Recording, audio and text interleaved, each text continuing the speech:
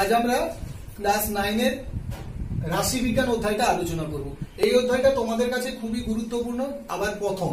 তো এই অধ্যায়ের প্রয়োজনীয়তা দেখো, তোমরা লোক গণনা বা জনসংখ্যা গণনা সময় দেখবে বিভিন্ন ধরনের ডাটা সংগ্রহ করে, বা পোলিও কোনো ছেলের হয়েছে কি হয়নি, বা কোনো বাড়িতে পোলিও খেয়েছে খায়নি, এই জাতীয় অনেক ডাটা সংগ্রহ করতে ব্যক্তিরা আসে। তো এই ডাটাগুলো কি কাজে লাগে পরবর্তীকালে এসব জানতে পারবে খুব সহজে এই অধ্যায়টা যদি তোমরা ভালোভাবে জেনে নাও। তো আমি প্রথমেই দেখো বিষয়বস্তুতে যাওয়ার আগে এখানে তোমাদের বন্ধুদের বয়সের একটা তালিকা নিচ্ছি, যেখানে দেখো 18 জন বন্ধুর বয়স দেওয়া আছে, বিভিন্ন তোমার বন্ধুদের বয়সগুলো। তো এইগুলো নিয়ে আমি কি করছি একটু লক্ষ্য করো। ধরো আমি একটা ছক বা তালিকা তৈরি করার চেষ্টা করছি, যেখানে নাম দিলাম কিছু চলরাশি। এখানে চলরাশি বলতে দেখো কি আছে না, তোমার বন্ধুদের বয়স আছে, তো তুমি লিখে ফেলো কি লিখবে, বয়স, তাই তো।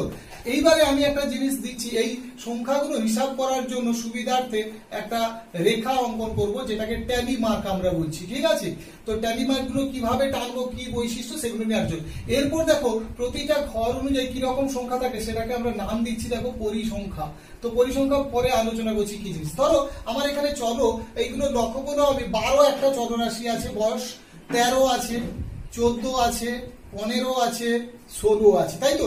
তাহলে এইবার আমি লক্ষ্য করছি দেখো কোন বয়সের কতজন করে আছে সেটা হিসেব করো। কিভাবে দেখো, খুব সহজ পদ্ধতি এটা। অনেকে করে কি 12 কতগুলো আছে গনে নেয়, এটা কখনোই সহজ পদ্ধতি নয়, এইভাবে করবে না, ভুল হতে পারে। তো তোমরা কি করবে, 15 ঘরে একটা রেখা টানো। এই যে রেখাটা টানান এটাকেই বলে ট্যালি মার্ক। সংখ্যা হিসাব করার সুবিধা কি হয় ট্যালি মার্কের মাধ্যমে, আর একটু পরে দেখতে পাবে।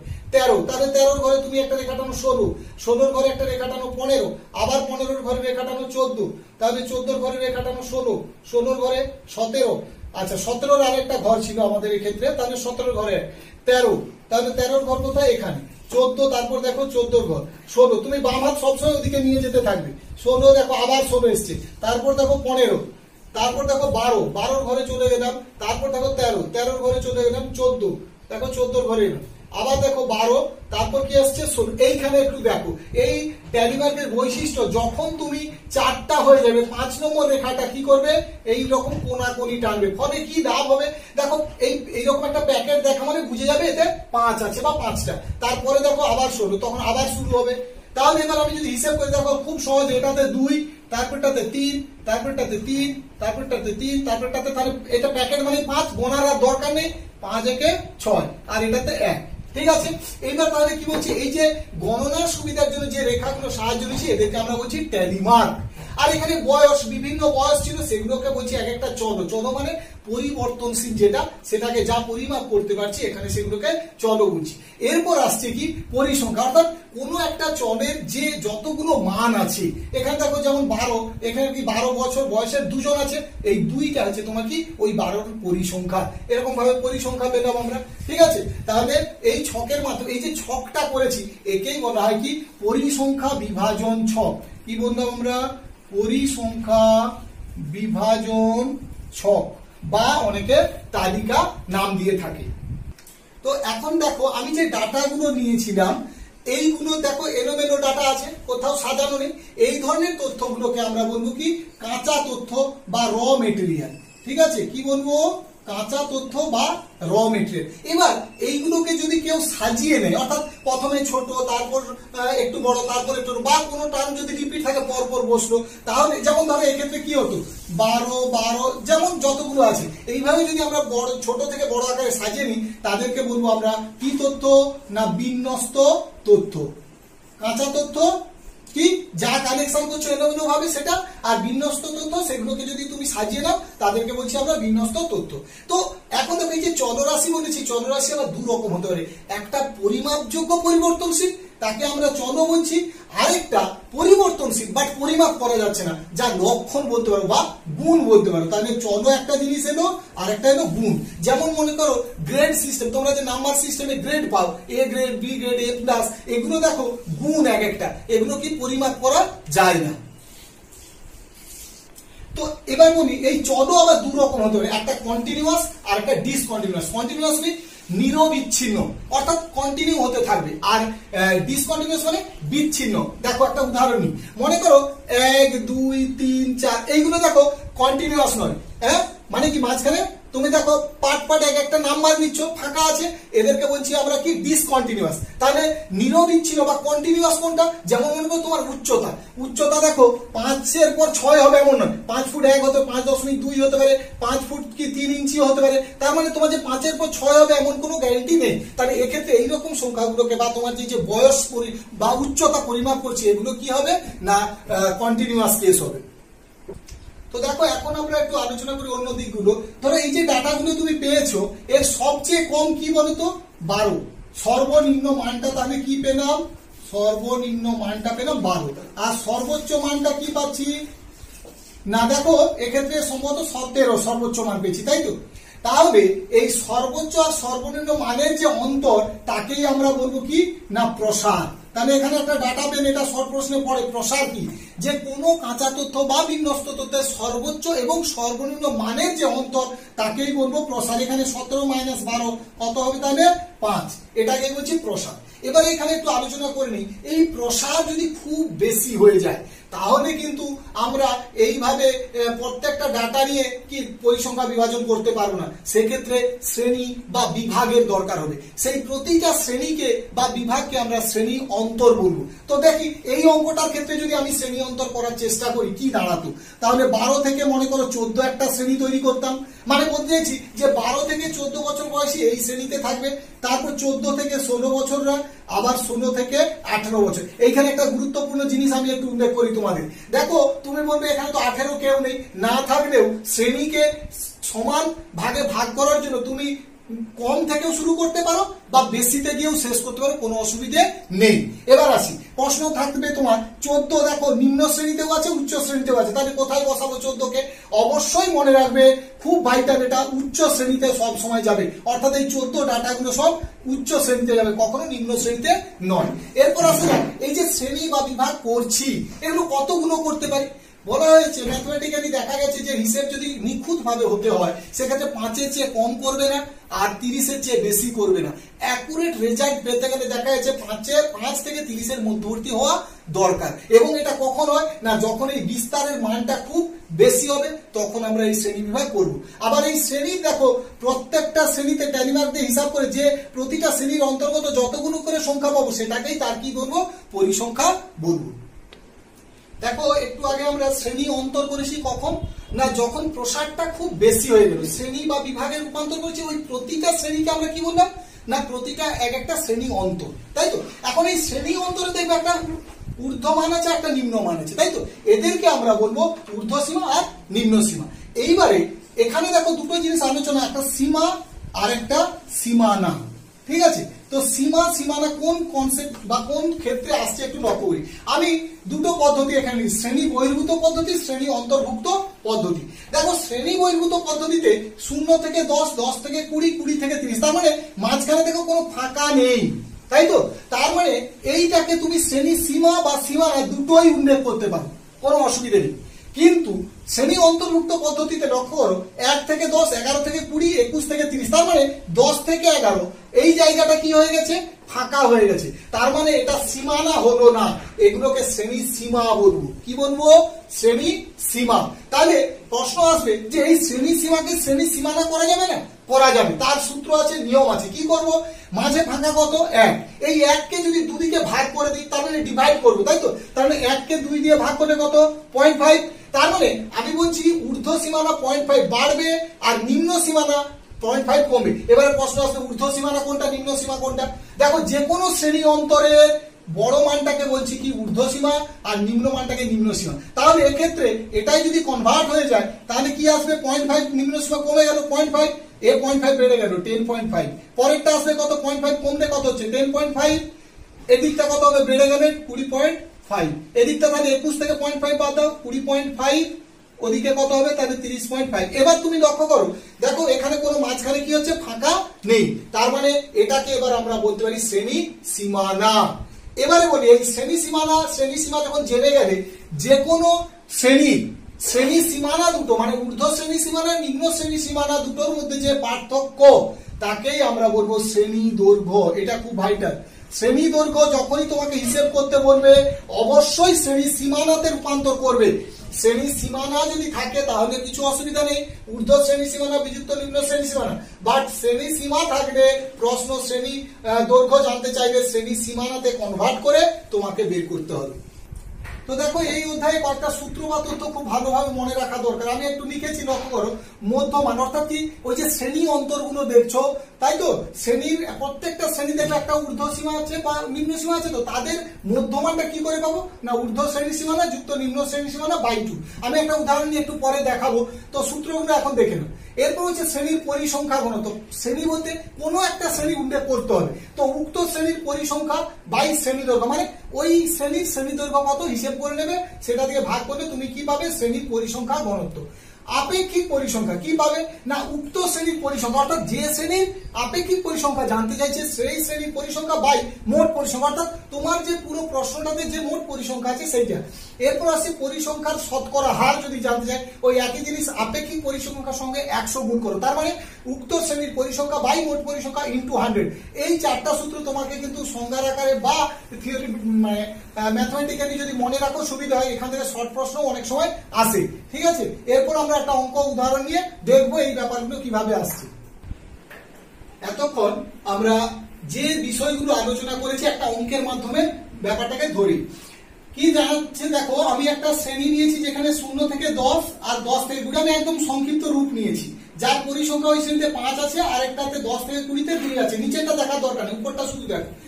এই ক্ষেত্রে দেখো বৈশিষ্ট্য 0 থেকে 10, 10 থেকে 20, তার মানে কি মাঝখানে কোনো ফাঁকা নেই, তার মানে এটা শ্রেণী সীমাও বলতে পারো, শ্রেণী সীমানাও বলতে পারো। তো তাহলে এই শ্রেণী সীমার ক্ষেত্রে নিম্ন হবে কত 0, আর ঊর্ধ্ব কত হবে বা উচ্চ কত হবে 10, তাই তো। দেখো এরপর যখন আমি নিচের দিকে আসছি, নিচের শ্রেণীটার ক্ষেত্রে 10 আর 20 আছে, তাহলে এখানে 10, এখানে কত হবে 20। এবার এটা যদি সীমানা ভাবি, এক্ষেত্রে যেহেতু সীমা সীমানা দুটো কথা একই, যেহেতু মাঝখানে ফাঁকা নেই, তাহলে ওই একই হবে 0, 10, 10 থেকে 20। এবার আসি মধ্যমান। মধ্যমান কি করে পাবো, যে শ্রেণীটা বা শ্রেণী অন্তরটা দেখছো তার দুটো মান ঊর্ধ্ব আর নিম্ন, এই দুটো যোগ করে বাই 2 করো, তাহলে 0 আর 10 যোগ করে 10, 10 বাই 2 মানে কত হবে 5। এবার দেখো 10 আর 20, নিম্ন আর উচ্চ বা ঊর্ধ্ব, তাহলে দুটো যোগ করো, 10 যুক্ত 20 কত 30, বাই 2 করো, কত হবে 15 হলো।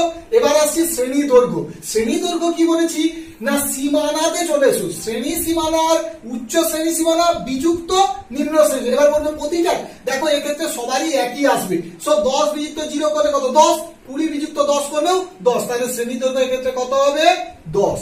এবার আসছি পরিসংখ্যা ঘনত্ব। তোমরা একটু আগে সূত্রটা দেখলে যে ওই শ্রেণীর পরিসংখ্যা বাই শ্রেণী দৈর্ঘ্য, তাহলে ওই শ্রেণীর পরিসংখ্যা কত 5, তাহলে 5 বাই তোমার কি আসছে না শ্রেণী দৈর্ঘ্য, শ্রেণী দৈর্ঘ্য কত পেয়েছো 10, তাহলে 5 বাই 10 সমান কত হচ্ছে 0.5। এরপর আসছে কি আপেক্ষিক পরিসংখ্যা। আমি কি বলেছি উক্ত শ্রেণীর পরিসংখ্যা, তার মানে কত 5 বাই মোট পরিসংখ্যা। দেখো এক্ষেত্রে আমি যেহেতু সংক্ষিপ্ত রূপ নিয়েছি, আমরা এই ক্ষেত্রে হিসাব করি মোট পরিসংখ্যা কত হবে না টোটাল 7, তাহলে 5 বাই কত হবে 7। এবার পরিসংখ্যার শতকরা হার বলতে আমি তো বলেইছি যে আপেক্ষিক পরিসংখ্যা যা বেরোবে তার সঙ্গে 100 গুণ করো, খুব সহজ, তুমি কি পাবে পরিসংখ্যার শতকরা হার। একইভাবে দ্বিতীয় পার্টটা যদি তুমি হিসাব করো, এক্ষেত্রে তোমার পরিসংখ্যা কত 2, শ্রেণী দৈর্ঘ্য কত 10, তার মানে কত দাঁড়াচ্ছে 0.2। এবার এদিকে দেখো চলে এসো, তোমার কত আছে পরিসংখ্যা 2, মোট পরিসংখ্যা কত 7, 2 এর 7, তাহলে শতকরা হবে কত 2 এর 7 গুণিত 100। এবার দেখো খুব সহজ জিনিস। এবার দ্বিতীয় যদি ক্ষেত্রটা দেখি, এখানে পার্থক্য কি, তুমি যেখানে দেখবে এখানে এই যে দুটো শ্রেণী অন্তরের মাঝে কোনো ফাঁকা ছিল না, এক্ষেত্রে দেখো 1 থেকে 10, 11 থেকে 20, মানে মাঝখানে একটা ফাঁকা চলে এলো। কত ফাঁকা 1, তাহলে 1 কে দেখো ডিভাইড করলে কত হয় 0.5, তাই তো। তার মানে শ্রেণী সীমানাতে যদি রূপান্তর করতে চাই 0.5 করে কি হবে, নিম্ন সীমানা কমবে, ঊর্ধ্ব সীমানা বাড়বে। শুরু করি। এখন দেখো শ্রেণী সীমার ক্ষেত্রে, এটা তো শ্রেণী সীমা নট সীমানা, তাহলে কত হবে 1, 10, এদিকে আসবে 11, 20। কিন্তু সীমানাতে কনভার্ট করার সময় ওই একই কথা বললাম, তাহলে নিম্ন সীমানা 0.5 কমবে, তাই তো। তাহলে 1 থেকে 0.5 কমানো 0.5, ওদিকে হবে কত 10.5।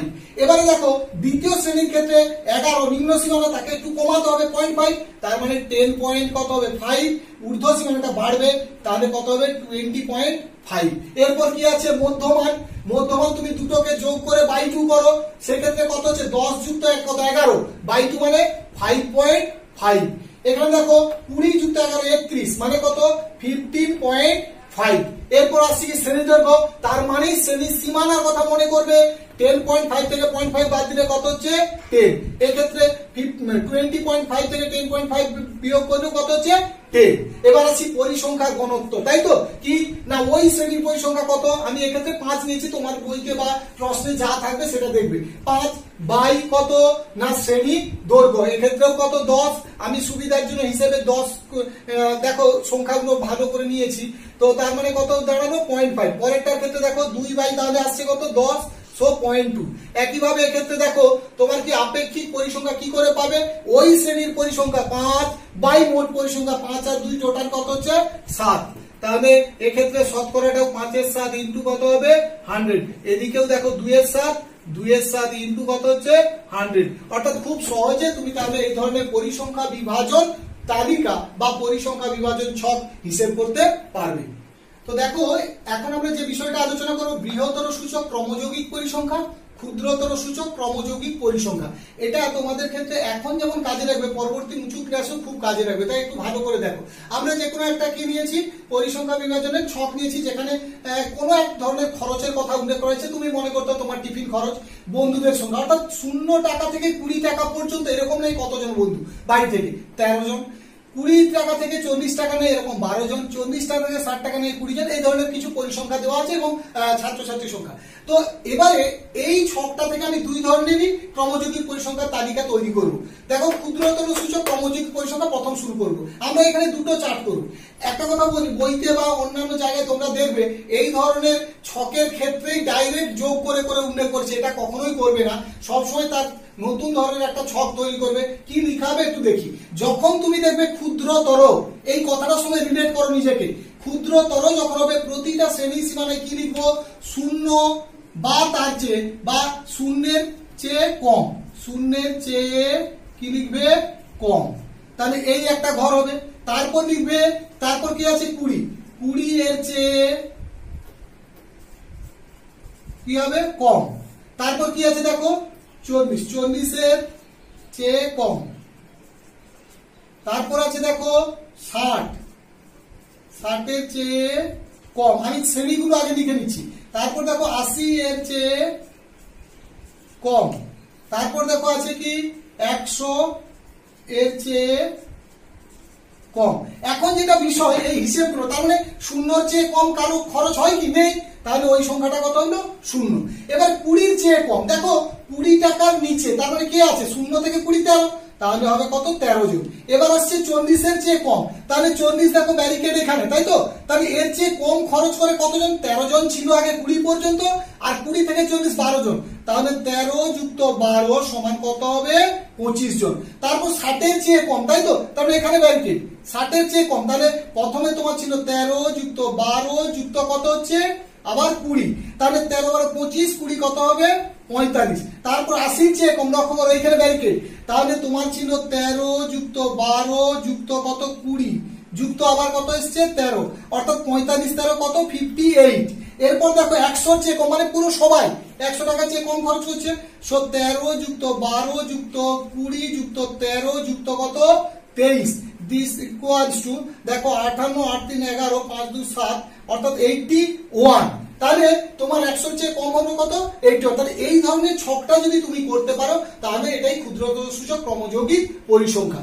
এরপর আমি বৃহত্তর সূচকের ক্ষেত্রে যাই। লক্ষ্য এই ছক থেকে আমরা বৃহত্তর মিন্স বেশি বেশি হবে, তাহলে এখানে প্রথমে লিখবো 0-এর বেশি, ঠিক আছে, তারপর লিখবো 20-এর বেশি, তারপর তো 40-এর বেশি, তারপর দেখো আসবে কি 60-এর বেশি, তারপর দেখো আসবে 80-এর বেশি, তারপর আসবে কত 100-এর বেশি।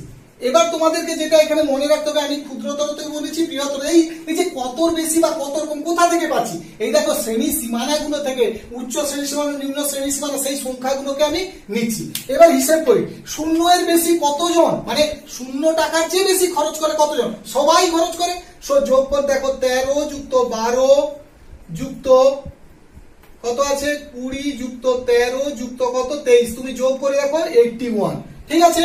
এরপর দেখো 20 বেশি, তারপরে টার্মিনেট এখানে এর চেয়ে বেশি, মানে এই সবগুলো অর্থাৎ 12 যুক্ত 20 যুক্ত 13 যুক্ত কত 23, যোগ করে দেখো 12 20 32, 32 45, 45 আর কত 23 হচ্ছে, তাই তো 45 3 48 68, ঠিক আছে। এরপর দেখো 40 এর বেশি, এখানে টার্মিনেশন 40 থেকে স্টার্ট হচ্ছে, 40 এর বেশি, তার মানে কত 20 যুক্ত 13 যুক্ত কত 23, 23 20 তোমার 43 46 অর্থাৎ কত 56।